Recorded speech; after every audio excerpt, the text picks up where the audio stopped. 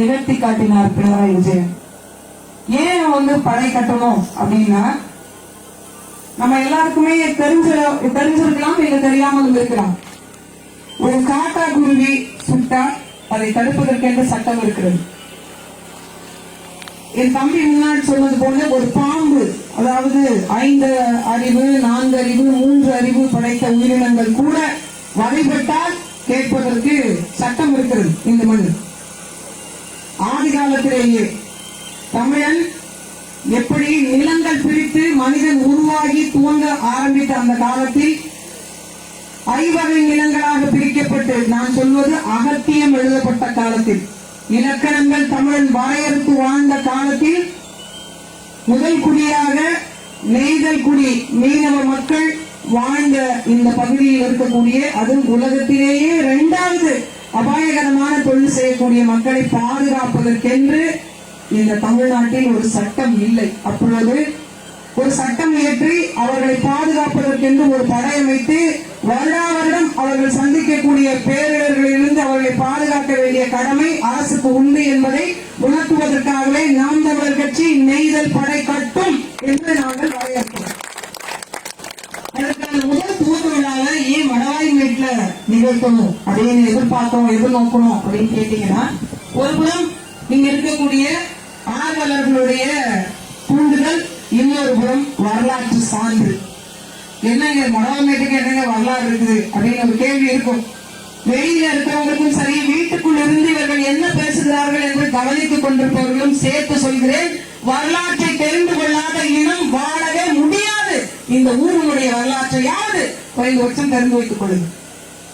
சோழ பேரரசு புகார் நகரத்தை கடலோர துறைமுக தலைமையிடமாக வைத்திருந்தாலும், பேரிடர் காலங்களில், வெள்ள புயல் காலங்களில் எந்த இடத்தில் போய் கடைபிடித்து படகை உள்ளே கொண்டு வருவது என்று அலைமோதி இருந்த நேரத்தில் மடுவம், அதாவது தடுத்து நிறுத்துகின்ற மேடுகளை கொண்டதால் இந்த பகுதி மடவம் மேடு என்று சொல்லப்பட்டது. பின்வரும் காலத்தில் உள்ளே வருகின்ற வாய்ப்பகுதி அமைந்திருந்ததனால் இந்த பகுதி மடவாய் மேடு என்று சொல்லப்பட்டது. கரிகால் பெருவளத்தான் காலத்திலேயே வரலாற்றில் புகழ்பெற்ற ஒரு கிராமம் இந்த மடவாய் மேடு. இங்கு இந்த நெய்தல் படை கட்டி துவக்குவதில் மிகப்பெரிய மட்டற்ற மகிழ்ச்சி எங்களுக்கு உண்டு என்பதை நான் சொல்ல துவங்குகிறேன். ஒவ்வொரு வருட காலமும் மனிதாபிமானத்தோடு மனசாட்சியை தொட்டு சொல்லுங்கள். வெளிப்படையாக நான் கேட்கிறேன், 50 ஆண்டு காலம், கிட்டத்தட்ட 3 தலைமுறை, 50 ஆண்டு காலத்தில் அனைத்து இந்திய அண்ணா திராவிட முன்னேற்ற கழகத்துக்கு, அதாவது இரட்டை சின்னத்துக்கு வாக்கு செலுத்தணும். அதில் இருந்த தலைவர்கள் பெயரை பிள்ளைக்கு வச்சோம். அவர்களுடைய சின்னத்தை வேட்டியில் நாம் கட்டி கொண்டிருக்கக்கூடிய, செத்தால் கூட மேலே போற்றுகின்ற வேட்டியில் கூட கரை வைத்து கட்டினோம். சின்னத்தை வீட்டில் எழுதினோம். நம் எண்ணத்தில் விதைத்தோம். சொந்தக்காரங்களுக்கெல்லாம் போய் சொன்னோம். நம்ம வீட்டில் ஒரு விழா எடுத்தா கூட அதுலயும் இந்த பத்திரிகையையும் சின்னத்தையும் அந்த தலைவர்களையும் அடிச்சு கொடுத்தோம். இதேதான் திராவிட முன்னேற்ற கழகத்துக்கும் செஞ்சோம். 50 ஆண்டு காலம் அவர்களை நாம் தூக்கி சுமந்தோம். ஆனா இந்த 50 ஆண்டு காலத்துல இந்த 2 பெரும் கட்சிகளும் சரி, இந்த பாரதிய ஜனதா கட்சியும் சரி, இந்திய தேசிய காங்கிரசும் சரி, நமக்கு என்ன செய்வது என்று யோசிச்சு பாருங்க. என்ன செஞ்சிச்சு? மீனவர்களுக்கு சமீபத்தில், அதாவது கொஞ்ச நாளைக்கு முன்னாடி உயிரிழந்து போயிட்டார். மாற்று கட்சியில இருந்தவர் தான், முன்னாள் மீன்வளத்துறை அமைச்சராக இருந்தவர். பதவியில் இல்லாத போது ஒரு ஊருக்கு வருகை தந்திருந்தார். அவர்கிட்ட கேட்கிறாங்க, ஐயா நீங்க பதவியில் இருந்தீங்க, நீங்க மீனவர்கள் மீது ஒரு இனப்பற்று உள்ளவர், நீங்களாவது மீனவர்களை பாதுகாக்கின்ற சட்டத்தை கொண்டு வந்திருக்கலாம் அல்லவா என்று அவர்கிட்ட கேள்வி கேட்கிறாங்க. அவர் மனசு வருந்தி என்ன வார்த்தை சொன்னார் தெரியுங்களா? உண்மையிலேயே அவர் இனப்பற்று உள்ளவர் தான்.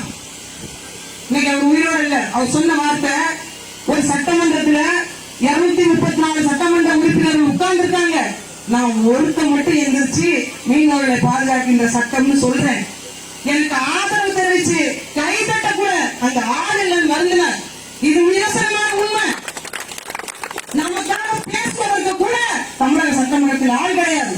அதற்காகத்தான் நாம் தமிழர் கட்சியில மிகப்பெரிய கோரிக்கை வச்சோம். கடலோரங்களில் மீனவர்களுடைய வாக்கு எங்கெல்லாம்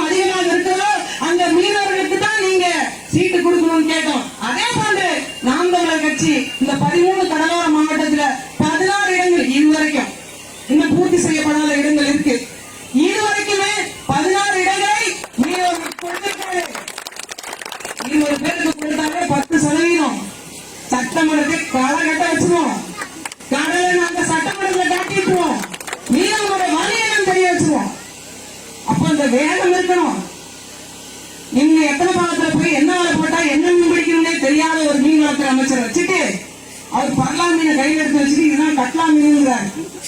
கட்லா ஆத்துல கிடைக்குமா, கடல்ல கிடைக்குமா, கொளுத்துல வளருமான்னு தெரியாத ஒருத்தர். நான் சிரிக்கிறதுக்கு சொல்ல, சிந்திக்கிறதுக்கு சொல்றேன். இவர் எப்படி மீனவர்களுக்கான நலத்திட்டத்தை வகுக்க முடியும்? உங்களுக்கு எல்லாம் கேள்வி இருக்கு. எங்களுக்கு தான் 5000 ரூபாய் பணம் கொடுக்குறாங்களே, எங்களுக்கு எல்லாம் சுசைட் பணம் கொடுக்குறாங்களே. நம்மளோட வரிப்பணம் எவ்வளவு தெரியுங்களா? நம்ம ஒவ்வொரு ஆண்டும் அந்நிய செலவாணி எவ்வளவு ஈட்டி தருகிறோம் தெரியுங்களா?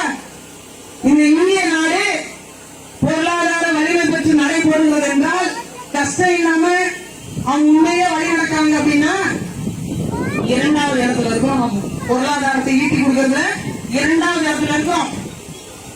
சில மாநிலங்கள் 3வது இடத்துல இருக்கு. தமிழ்நாடு 2வது இடத்துல இருக்கு. நாட்டினுடைய வருமானத்துல 2வது இடத்துல இருக்கிறோம். நம்ம ஈட்டி கொடுக்கிறோம் அவ்வளவு வருமானத்தை. போன ஆண்டை விட இந்த ஆண்டு 7000 கோடி அதிகமான வருவாயை மீனவர்கள் ஈட்டி தந்திருக்கிறாங்க. ஆனா உங்களுக்கு 5000 ரூபாய் 7000 ரூபாய் மாத்திருக்காங்களா?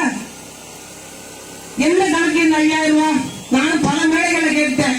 தமிழக அரசுக்கு கோரிக்கை வச்சிட்டேன். இப்போது இருக்கிற மீன்வளத்துறை அமைச்சருக்கு கேட்டாச்சு, முன்னாடி இருந்த மீன்வளத்துறை அமைச்சருக்கு கேட்டாச்சு.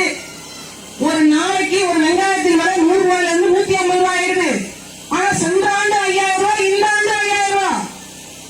பதவியில் இருக்கிற சட்டமன்ற உறுப்பினருக்கு மட்டும் வருஷத்துக்கு 25000 ரூபாய் சம்பளம் ஏற்றுறாங்க. உங்களுக்கு மட்டும் விலை வச்சுதான் ஏறும், எங்களுக்கெல்லாம் ஏறாதா? இதை கேட்பதற்கு நாதி கிடையாது. இப்ப புதிதாக மிகப்பெரிய பூகம்பம் நம்மளை நோக்கி வந்து கொண்டிருக்கிறது. அது என்ன? நிறைய பேருக்கு அந்த திட்டங்கள் பற்றிய தெளிவு மக்களுக்கு கிடைத்து விடக்கூடாது என்பதில் அரசாங்கம் மிகப்பெரிய கவனம் செலுத்துகிறது. பழையத்துல மீத்தேன் ஹைட்ரோ கார்பன் எடுக்கிற திட்டம் நடந்துட்டு இருக்கு. நீங்க பாத்துருப்பீங்க. அது எவ்வளவு பெரிய ஒரு இன்ஸ்டிடியூஷனா பழைய அந்த வழியா போகும்போது நீங்க அதிகமா பார்க்கக்கூடிய ஒரு பகுதி. இது கரையில எடுத்துட்டு இருக்காங்க. பாதுகாக்கப்பட்ட வேளாண் மண்டலம் மதிப்பிற்குரிய முதலமைச்சர் கூட அறிவிச்சார். மகிழ்ச்சி.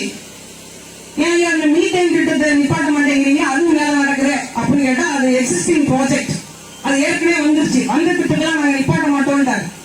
இப்ப என்னன்னா போன வாரம் சுற்றுச்சூழல் வன அமைச்சரும் சரி, இந்திய தேசிய பசுமை தீர்ப்பாயமும் சரி, மத்திய அரசும் சரி, மாநில அரசும் சரி, 4 பேரும் கடல்ல ஹைட்ரோ கார்பன் எடுத்துக்கலாம்னு அனுமதிச்சிட்டாங்க.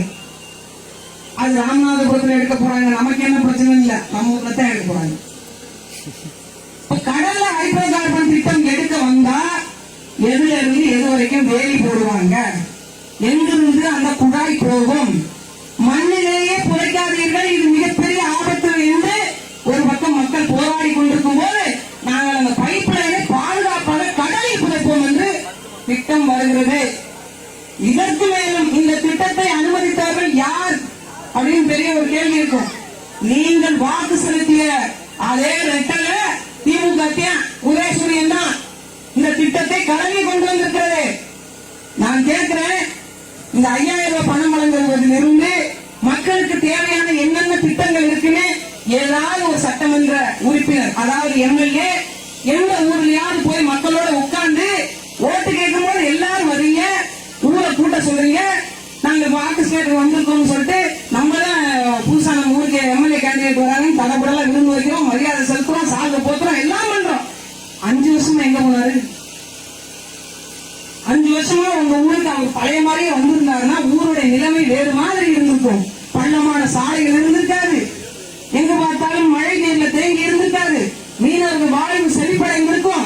மீனவ பெண் தொழிலாளர்களுக்கு அந்தந்த இடத்துல மீன் விற்பனை கூடம், வலை பாதுகாப்பு மையம், வலை பின்னுவதற்கான கூடம், பேரிடர் பாதுகாப்பு கட்டிடம், மீனவ பெண்களை ஏற்றி செல்வதற்கான வாகனம், அவர்கள் கொண்டு போய் விற்பதற்கான அங்காடி, அதில் கழிவறை வசதி, உடைமாற்றும் வசதி, இப்படி பல்வேறு நலத்திட்டங்கள் வந்திருக்கணும்.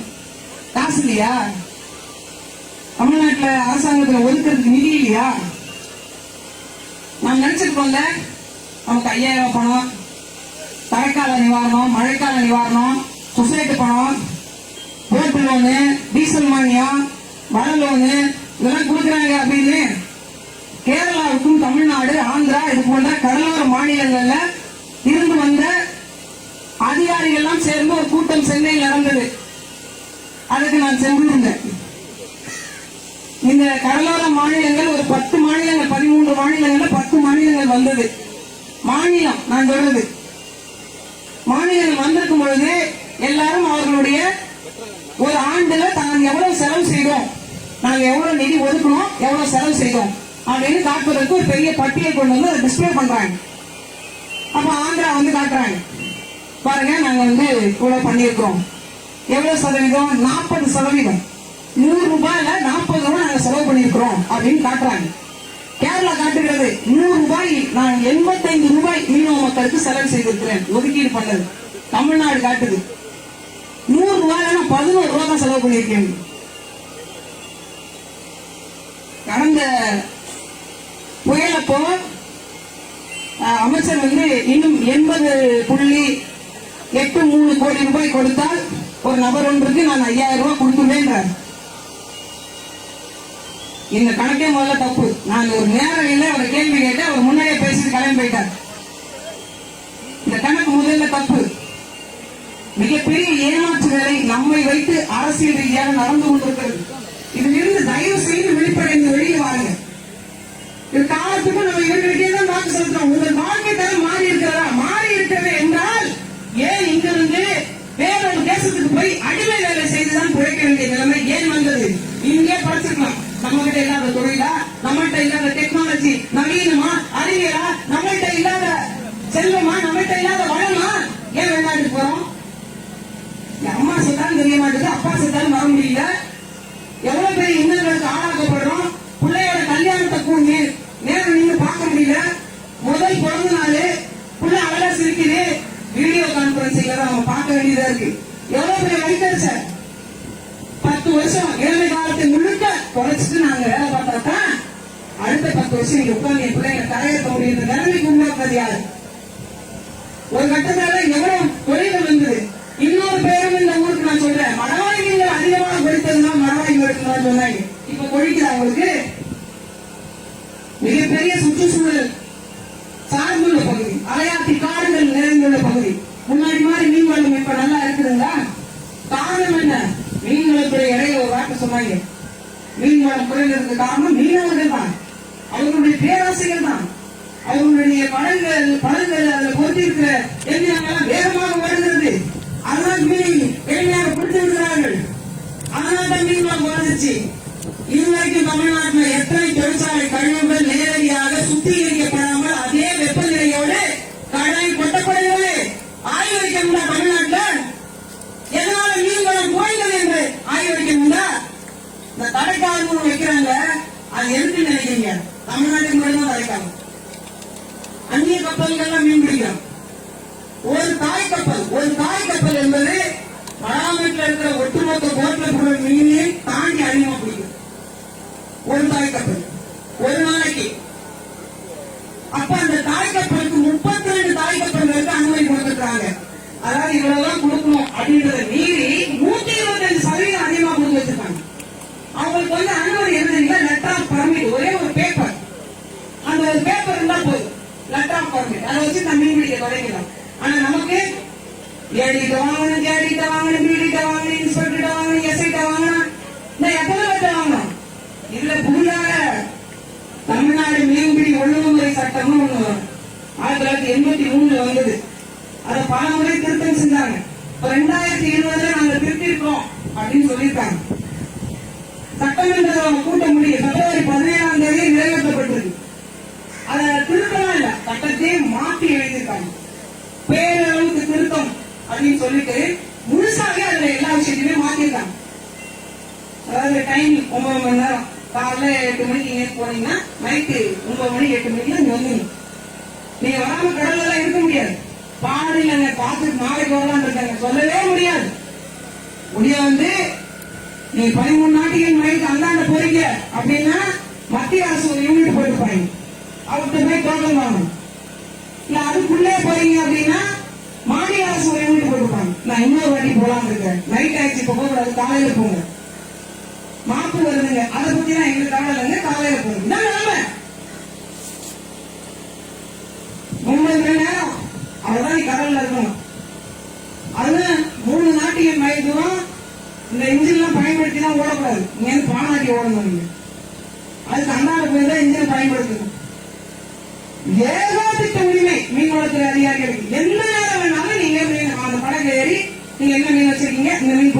இருக்கு, அது பிடிக்கப்படாது. இதுல வாழையா இந்த வாழை பிடிச்சிக்கலாம், 3 வாழை பிடிக்கலாம், சுகம் வாழை பிடிக்கக்கூடாது, காக்கிய வாழை பிடிக்கக்கூடாது. ஏன் எப்பனா பார்க்கலாம். நான் மீன் பிடிக்கிறேன்னா இல்ல கொள்ள கூட்ட தொழில் பண்றேன்னா?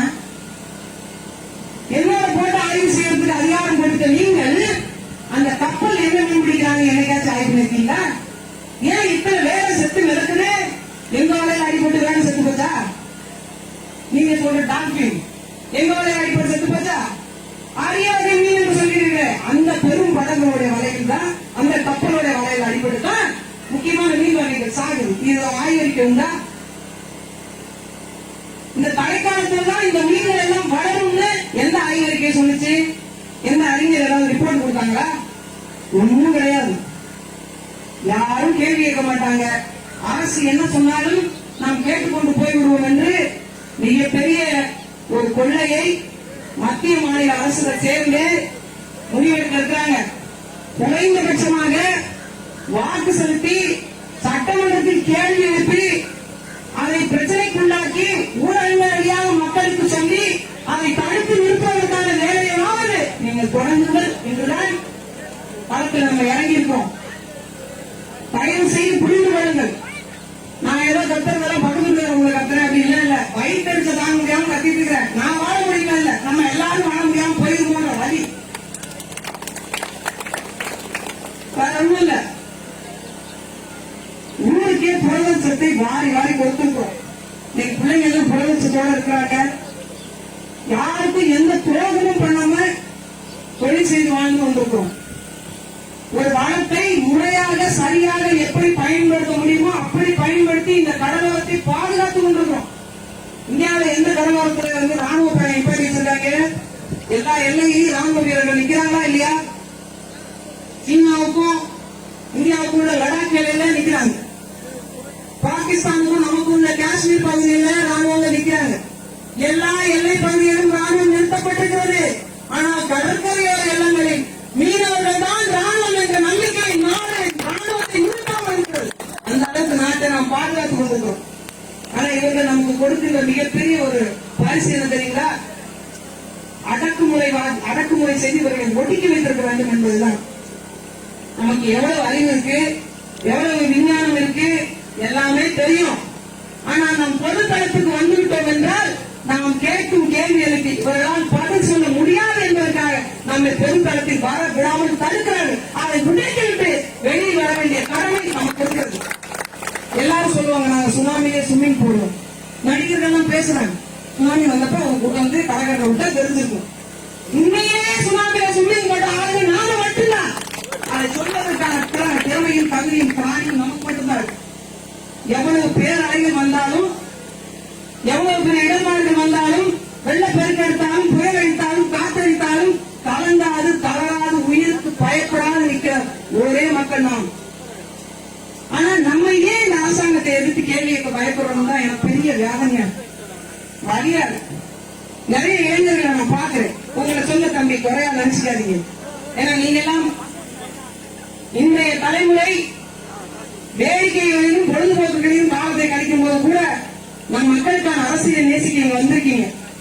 ஒரு சிலருக்கு நான் சொல்றேன், தொண்டைக்கிலேயே ஒரு பக்கம் நாட்டினுடைய நலனுக்காக நம்முடைய வளர்ச்சிக்காக இந்த கடல் வளத்தை பாதுகாக்க வேண்டும் என்பதற்காக ஒரு பக்கம் கத்திக் கொண்டிருக்கிறோம். குறை சொல்லுங்கள், நீங்க சொல்லும் குறைகளை நாங்கள் நிறைகளாக மாற்ற முயற்சி செய்கிறோம். இன்னொரு பக்கம் இந்த பிள்ளைங்க கேள்வி கேட்க வேண்டிய இளைய தலைமுறை பிள்ளைகள் இந்த பப்ஜி, அவன் சைனாக்காரன் பப்ஜியை முடக்கிட்டு அமெரிக்காக்காரனாக இன்னொரு பப்ஜி ஃப்ரீ ஃபயரா ஏதோ ஒண்ணு, அந்த பப்ஜியை வச்சுட்டு ஒரு பக்கம் விளையாடுறது. இன்னும் சொல்லலாம், நம் மூளையை மழுங்கடித்து நம்மை மூளை அடிமையாக செய்வதுதான் இந்த கேம் வகைகளோட வேலை. அதை ஒரு பக்கம் சரியாக அவர் செய்து கொள்கிறார். இது மூழ்கிறார்கள். அறிவு சிறந்த மக்கள் நாம் நிறைய பேசுவதை கேளுங்கள், நம் உரிமைகளை கேளுங்கள், கடலோர வளங்கள் குறித்த பார்வையை கவனிங்க. இந்த வளம் எனக்கு சொந்தமானது என்று முதல்ல உணருங்க. இது நம்மளுடைய கடல். ஒருத்தருக்காக இந்த கடலை விட்டு கொடுக்காதீங்க. எந்த கட்சியோ வாக்கு கேட்க வர்றாங்களா? மீனவர்களுக்கான தேர்தல்ல எத்தனை சீட்டு இடஒதுக்கீடு கொடுக்குறீங்க? முதல் கேள்வி வைங்க. இரண்டாவது கேள்வி, கடலோரம் வரக்கூடிய அழிவுகரமான தொழிற்திட்டங்கள் எதுவும் வரக்கூடாது. உங்களால் செய்ய முடியுமா? எழுத்துப்பூர்வமா நீதிமன்றம் முன்னிலைங்க. பார்ட்டி பண்ணுவாங்க. நாங்க இது எழுதிய கொடுக்கல, இது என் கையெழுத்து கிடையாது, இதுக்கு வந்து கம்பெனி தான் பொறுப்பு, நான் பொறுப்பு இல்லைன்றுவாங்க. அட்மின் தான் இதுக்கு காரணம்ன்றுவாங்க. அதனால ஒரு நீதிபதி, அவர் உயர் நீதிமன்ற நீதிபதியா இருந்தாலும் சரி, உச்ச நீதிமன்ற நீதிபதியா இருந்தாலும் சரி, இதுல அந்தந்த டிஸ்ட்ரிக்ட் கோர்ட், மாவட்ட உரிமையல் நீதிமன்றமோ குற்றவியல் நீதிபதி யாராவது ஒரு நீதிபதி முன்னிலையில எழுதி கேளுங்க, எழுதி கொடுக்குறாங்களான்னு பார்ப்போம். ஆனா எங்க அக்கா கவிதா எழுதி கையெழுத்து போட்டு கொடுக்க தயார். அடுத்ததாக, தாங்கள் இப்போது தேர்தல் கணக்கில் காட்டியிருக்கிற சொத்துக்கு மேல் அடுத்த 5 ஆண்டுகளுக்கு பிறகு உங்கள் சம்பளத்தை தவிர வேறு சொத்துக்கள் உங்களிடம் இருந்தால் அதை எங்க கிராமத்துக்கு நீங்க எழுதி கொடுங்கன்னு ஒரு வார்த்தையை சொல்லி பாருங்க. அந்த எம்எல்ஏ பாருங்க, நாங்க எழுதி தருவோம். எனக்கு போது 1 லட்சம் ரூபாய்க்கு மேல எம்எல்ஏ சம்பளம், போராட்டத்துக்குலாம் காசு, கார் ஏறுனா டீசலுக்கு பணம், சாப்பாடு, மக்களுடைய வரிப்பணம், வேர்வையும் ரத்தத்தில் ஊறுகின்ற பணம். அதை சாப்பிடும் போது ஐயா இது நம்ம காசு இல்லையே, இது அடுத்தவங்க பணமாக்கி அந்த பணத்திற்கு நாம் உண்மையாக இருக்க வேண்டும் என்ற எண்ணம் இல்லாதவர்கள் அவர்களுக்கு வாக்கு செலுத்தி விட்டு இவங்க எனக்கு சரியா செய்வீங்க, இவங்க எங்க ஊரை கவனிக்கிறீங்க, எங்களுக்கு இந்த உதவி செஞ்சு கொடுக்கிறீங்க கேட்கறது நியாயமே இல்லை. ஏன்னா ஊழல்வாதிகளை நாம் தேர்வு செய்தால் நாமும் அதற்கு உடல் போனவர்கள் தான், அவர்கள் உழைக்கிறார்கள். நாங்க சொல்றோம், நான் முன்னாடியே சொல்லிட்டேன், எழுதி கொடுத்துறேன். எனக்கு இருக்கிறது ஒரு பழைய சுனாமி வீடு, அது எப்படி இருக்கு அப்படின்னு முன்னாள் வந்த கவிதாக்கா வீட்டுக்காக கேட்டுக்கீங்க, அது எப்ப வேணாலும் விடும். அப்படிதான் இருக்கு. எங்களுடைய சம்பளத்தை தாண்டி எங்களுக்கு சொத்து இருந்தா நீங்க பரிந்துரை செய்து போங்க, நாங்க எழுதி கொடுத்தோம். எந்த கிராமத்துக்கு வேணுமோ அந்த கிராமத்துக்கு நாங்க எழுதி கொடுத்தோம். இப்படி ஒரு வேட்பாளரை நீங்க கேளுங்க. ஏன்னா இதுவரைக்கும் நாம் தமிழர் கட்சி 200 கிட்ட 180 இடங்கள்ல வேட்பாளரை இவங்கதான் வேட்பாளர் அறிவிச்சிட்டாங்க. ஆனா மற்ற கட்சிகள்ல பிரச்சனை போயிட்டு, என்ன பிரச்சனை தெரியுங்களா?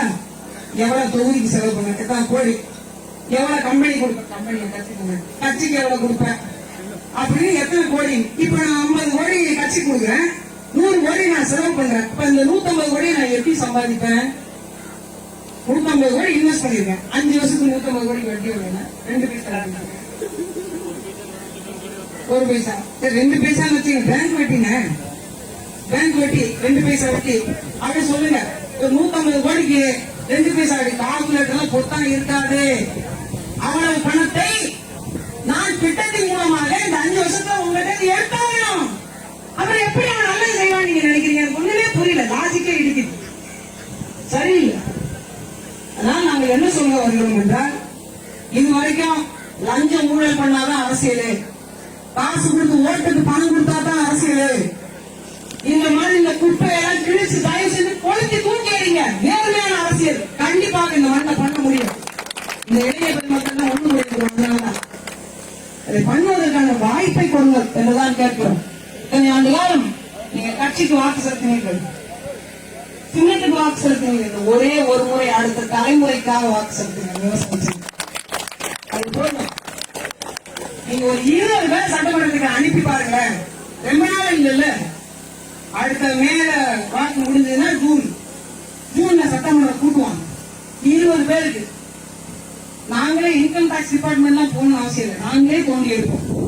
யார் யாரு எந்தெந்த திட்டத்துல எவ்வளவு போடுறீங்க, அதெல்லாம் நீங்க எப்படி ரிட்டர்ன் பண்ண போறீங்க, எந்த திட்டத்தின் வழியா கொடுக்க போறீங்க, நாங்களே உள்ள போய் பேசுவோம். எந்த திட்டங்கள்லாம் முடக்கப்பட்டிருக்கு. பைசா நகர் சாய்ந்த கோபுரம் பார்த்திருப்பீங்க, ஒருத்தர் கட்டின தண்ணி டேங்க் இன்னும் திறக்கவே இல்லை. பைசா நகர் சாய்ந்த கோபுரத்தோட சாய்ந்து பண்ணிக்கிறது. நீங்க முன்னாள் பார்த்திருப்பீங்க. காரணம் என்ன? அது 5 கோடி ரூபாய், இவர் 2.25 கோடி போட்டாரு. 1.25 கோடி அது எப்படி நிற்கும்? இந்த மாதிரியான விடயங்கள் எல்லாம் கலைந்து முதல்ல நமக்கான குரலாக நமக்கான விடயத்தை செய்து முடிக்கும் ஒரு மனிதராக, நம்மளுடைய பிரதிநிதியாக இந்த ஒரு முறையாவது ஓட்டுக்கு காசு என்று சொல்பவர்களை தூக்கி தூர எறிஞ்சிருங்க. ஒரு தம்பி எனக்கு நான் பேருந்து நிலையத்தில் உட்கார்ந்துருந்தேன், அக்கா நீங்க காளியம்மா தானே? ஆமாப்பா அப்படிங்க. என்னக்கா பஸ் ஸ்டாண்ட்ல உட்காந்துருக்கீங்க? பஸ் ஏறதுக்காக வந்துருக்கப்பா அப்படிங்க. பஸ்ல? ஆமாப்பா பஸ்ல தான். இல்ல பஸ்ல இருக்கு தம்பி, அந்த பேருந்து தம்பி, தமிழ்ல சொல்றேன், பேருந்து ஏறதுக்காக தான் உட்காந்துருக்கேன் அப்படின்னு. இல்லக்கா காரு நிறைய வரும், அதுல போறீங்க. வந்தா போவேன் தம்பி, இப்ப வரல, அதனால எல்லாத்துலயும் போக வேண்டிய போனாலும் அப்படி இல்லைன்னா நீங்க இதுவா கேக்குறீங்க. நான் வந்து நாம் தமிழர் கட்சிக்கு வாக்கு செலுத்துவோங்க, ஆனா உறுப்பினர் இல்லக்கா அப்படின்னா போட்டா கொஞ்சம் அப்படி உறுப்பினர் காரங்கெல்லாம் போட்டு கொடுப்பேன் அப்படின்னு. எல்லா கட்சிக்காரங்களும் வந்து காசு கொடுப்பாங்கக்கா, நான் எல்லாத்தையும் வாங்கிப்பேன், ஆனா ஓட்டு மட்டும் உங்களுக்கு தான் போடுவேன். என்ன எப்படி சொல்றேன், காசு கொடுத்தா வாங்குறாரு தம்பி, ஏன்னா அது நான் போக போறோமா, ஏன் பேசுறது நான் ரிட்டர்ன் கொடுப்பேன் அப்படின்னா சிறப்பாக செஞ்சு விட்டு அப்படி கூட நீங்க பண்ணுங்க தயவு செய்து. எனது ஒரு முறையாவது வருங்கால தலைமுறை இந்த கடல் வளம், இதே இயற்கை சூழல், இந்த ஆட்சி முகத்துவாரங்கள், பழமை வாய்ந்த இந்த கிராமங்களுடைய பெருமைகள், இந்த கிராமத்தில் இருக்கக்கூடிய தேவைப்படுகின்ற அடிப்படை வசதிகள் 50 வருஷ காலமா இன்னும் நிறைவேற்றப்படாமல் இருக்கக்கூடிய விடயத்தை 5 ஆண்டுகளில் நாங்கள் நிறைவேற்றி தருவோம். நீங்கள் எழுதி கொடுக்கக்கூடிய கோரிக்கைகளை பதவி ஏற்ற 3 ஆண்டுக்குள் எங்களுடைய சட்டமன்ற உறுப்பினர் அதை நிறைவேற்றி தரவில்லை என்றால் நாங்கள் பதவி விலகிக் கொள்ளவும் தயாராக இருக்கிறோம். எழுத்துப்பூர்வமாக எழுதி இதை விட இதுக்கு மேல ஆதாரமாக சான்றாக உண்மையும் நேர்மையுமாக சொல்வதற்கு வார்த்தை இல்லை. காமராசருக்கு ஒரு வாய்ப்பு கிடைத்தது. கிட்டத்தட்ட லட்சக்கணக்கான குழந்தைகளை, ஏழை குழந்தைகளை கல்வி கிடைக்கப்பட்டது. அதே மாதிரியான வாய்ப்பை எங்களுக்கு தாருங்கள். இந்த ஒடுக்கப்பட்ட நிலையில் இருக்கக்கூடிய அனைத்து மக்களுக்கும், குரலற்ற நிலையில் இருக்கக்கூடிய அனைத்து மக்களுடைய குரலை ஓங்கி ஒலிக்க செய்வதே எங்கள் மிகப்பெரிய கடமையாக நாங்கள் கருதுவோம் என்று இந்த நேரத்தில் சொல்லிக் கொள்கிறேன். இந்த கிராமத்து மக்களுக்கு ஒரே ஒரு அன்பான வேண்டுகோள், கடன் என்பது நமது பாட்டன் கூட்டன் காலத்து பாதுகாப்பு சொத்து அல்ல, நாம் பல தலைமுறை வரலாறுகளாக வாழ்ந்த நம்முடைய சொத்து. இதை ஒருபோதும் இந்த அழிவுகரமான தொழிற்திட்டங்கள் பிடுங்கி செல்வதிலிருந்து பாதுகாக்க வேண்டும். மத்திய அரசு மிகப்பெரிய ஒரு துரோக செயலை நமக்கு செய்திருக்கிறது.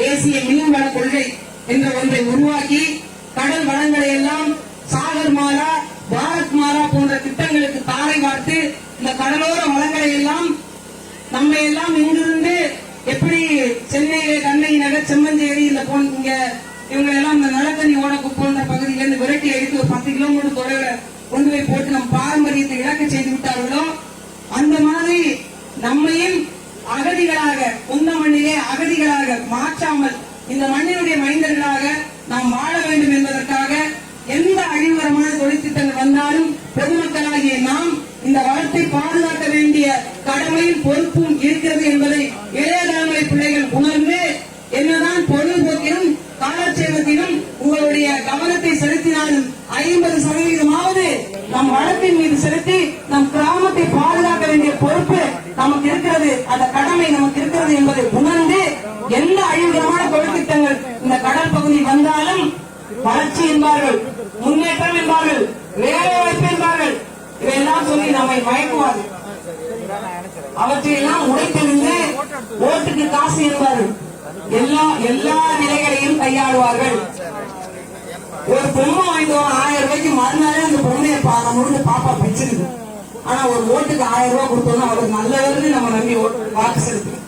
இதுவரைக்கும் உண்மையாக இல்லாதவர்களுக்கு நாம் உண்மையாக இருக்க வேண்டிய அவசியம் இல்லை என்பதை உணர்ந்து பொதுமக்களாகிய நீங்கள் போராடுங்கள். நம் வளத்தை பாதுகாக்கும் வரை ஓயாதீர்கள். எந்த நிலையில் இருந்தாலும் உங்களோடு இருக்க, உங்களோடு போராட, உங்கள் வளங்களை பாதுகாக்க, உங்களோடு களத்தில் நிற்க நாம் தமிழர் கட்சி என்னையும் உங்களோடு நிற்கும். அதோடு நான் உங்களோடு நிற்பேன் என்பதை நான் சொல்லிக் கொள்வோம்.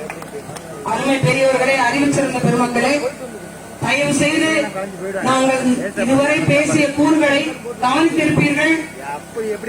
நேர்மையான அரசியலை முன்னெடுக்கக்கூடிய எங்களுக்கு வலு சேர்ப்பது ஒரு பக்கம் இருந்தாலும், இன்னொரு பக்கம் வளங்களை பாதுகாக்க வேண்டிய பொறுப்பும் கடமையும் நமக்கு இருக்கிறது. எங்க அண்ணன் இப்ப பேசுறாரு அப்படின்னா ஒரு மிகப்பெரிய சுற்றுச்சூழல் ஆர்வலர். மழை நீரை சேகரிச்சு கிட்டத்தட்ட 4 வருட காலமாக இலவசமாக ஒரு நாளைக்கு 5000 to 8000 லிட்டர் குடிநீரை தினசரி கொடுத்துக் கொண்டிருக்கிறார். நான் இவரை பார்த்து நிறைய வேந்திருக்கிறேன். ஒரு ஏக்கர் நிலத்துல மரங்கள் நட்டு, பழ மரங்கள் நட்டு, கொய்யா மரம், அந்த மாதிரி பழங்கள் கொண்ட மரங்களா நட்டு இருக்கிறார். நான் சொன்னேன், ஏன்னா இந்த தென்னை மரம் அந்த மாதிரி நிறைய வைக்கலாம்ல, இவ்வளவு இடம் இருக்கு, ஏன் இந்த மாதிரி சப்போர்ட்டா பழ மரங்கள் தான் வைக்கிறீங்க அப்படின்னு நான் கேட்டேன். அவர் சொன்ன பதில், நமக்கு வேணும்னா கேட்டு எதையாவது வாங்கி சாப்பிடலாமா? பாவம் அந்த பறவைகள் இவங்க எல்லாம் எங்க போய் சாப்பிடுவாங்க? அவங்களுக்கான உணவுகளை நான் இப்பொழுதே வளர்த்து கொண்டிருக்கிறேன். அப்படிப்பட்ட ஆக சிறந்த ஆட்கள் யாராவது மற்ற கட்சியில இருக்கிறாங்களான்னு கேட்டு சொல்லுங்க. சுற்றுச்சூழல் பாசறைன்னு போன உருவாக்கி இருக்கிறாங்க திமுக. 1980லேயே 1130 ஏரிகளை இவங்க தான் முடியிருக்கீங்க. அதுல இருக்கிற மண்ணெல்லாம் இவங்க கொள்ளடிச்சிருக்கீங்க. யாராவது அந்த கட்சியில இருந்தா உங்களுக்கு கோபம் வரலாம். என்கிட்ட ஆதாரம் இருக்கு, அதனால நான் சொல்றேன். ஒரே ஒரு இறுதியா ஒண்ணு சொல்ல முடிக்கிறேன். புறநானூறு கேள்விப்பட்டிருப்பீங்க. அதுல ஒரு தமிழ் பாடல் ஒண்ணு இருக்கு. அது அதனுடைய தமிழாக்கத்தை சுருக்கத்தை மட்டும் நான் சொல்றேன். அந்த பாடல்ல ஒரு நிறை மாத கர்ப்பிணி அவர்களை காலால் எட்டி உதைத்து அந்த குழந்தையும் தாயும் இறக்கடிக்கும், அதாவது கொன்ற பாவத்தை விட, ஒரு பசும் கன்று தற்போது பிறந்த கன்று தன் தாய்மடியில் போய் பால் கொடுக்கும் போது அந்த தாய் பசுவையும் கொன்ற பாவத்தையும் விட, இன்னும் பல வகையான கொடுமைகள், ஒரு பச்சிளம் குழந்தையை கண்முன்னே தூக்கி எறிந்து கொன்ற பாவத்தை விட மிகப்பெரிய பாவம் என்ன தெரியுங்களா? நன்றி மறப்பது. நீங்கள் செய்து ஒன்றுமே இல்லாத ஒரு நபரை எம்எல்ஏ, சட்டமன்ற உறுப்பினர் என்று பெயர் கொடுத்து ஆட்சி அதிகாரத்தில் அமர செய்து அவர்களிடம் நாம் கையை நீட்டி எங்களுக்கு இந்த கோரிக்கையை செய்தார்கள் என்று அவர நிலைக்கு நம்மை தள்ளி இருந்தாலும் கூட வரும்போதெல்லாம் மதிப்பு மரியாதை தந்து உணவளித்து மிகப்பெரிய அளவில் ஆர்ப்பாட்டமாக வரவேற்பு செய்து இன்னும் என்னென்னவெல்லாம் செய்த நமக்கு மிகப்பெரிய தீங்கை விளைவிக்கிறார்கள். அந்த நன்றி மறந்த செயலை அவர்கள் செய்கிறார்கள். அவர்களுக்கு மீண்டும் வாக்கு சேர்த்து வலிமை சேர்த்துவது, அந்த நன்றி மறந்தவர்கள் பட்டியலில் தான் நாமும் இருப்போம் என்பதை உணர்ந்து உண்மையிலேயே தமிழர்கள் தலை நிமிர்ந்தவர்களாக இயற்கை வளங்களை பேணி அவர்களையே கடவுளாக வணங்கியவர்கள் என்பது உண்மையானால் நாம் மாறி என்ற தெய்வத்தை மாரியம்மாள் என்று வணங்கிக் கொண்டிருக்கிறோம் என்று நீங்கள் நினைக்கிறீர்கள். நீலன் நில கடவுள் வருணன், வருணன் என்பது மழை, மழை என்பது மாறி, அவரைத்தான் நாம் இன்னும் காலம் காலமாக தொண்டு கொண்டு ஓதைவர்களாக வணங்கிக் கொண்டு வருகிறோம். அவையெல்லாம் உண்மை என்று உணர்ந்தால் இந்த மண்ணில் நியாயம் நீதியும் நேர்மையும் நிலைத்திருந்தது உண்மையே. ஆனால் நிச்சயமாக நாம் யாருக்கும் தீங்கு செய்யாத ஒரு தொழிலை செய்வது உண்மையானால், இந்த கடற்பாய் இருப்பது உண்மையானால், அத்தனை ஏழைகளின் பசியை அவர் தீர்த்திருப்பது உண்மையானால் வெல்லப்போவது உறுதி. ஏழைகளின் அதிகாரம் தான். மீனவர்கள் ஓடி வடிக்க நீங்கள் விவசாயத்திற்கு வாக்கு செலுத்துங்கள், பயந்துகாருங்கள். வெல்லட்டும் நாம் தமிழர், வெல்வோம் நாம் தமிழராக. வென்று விவான் விவசாயி, நாம் தமிழர்.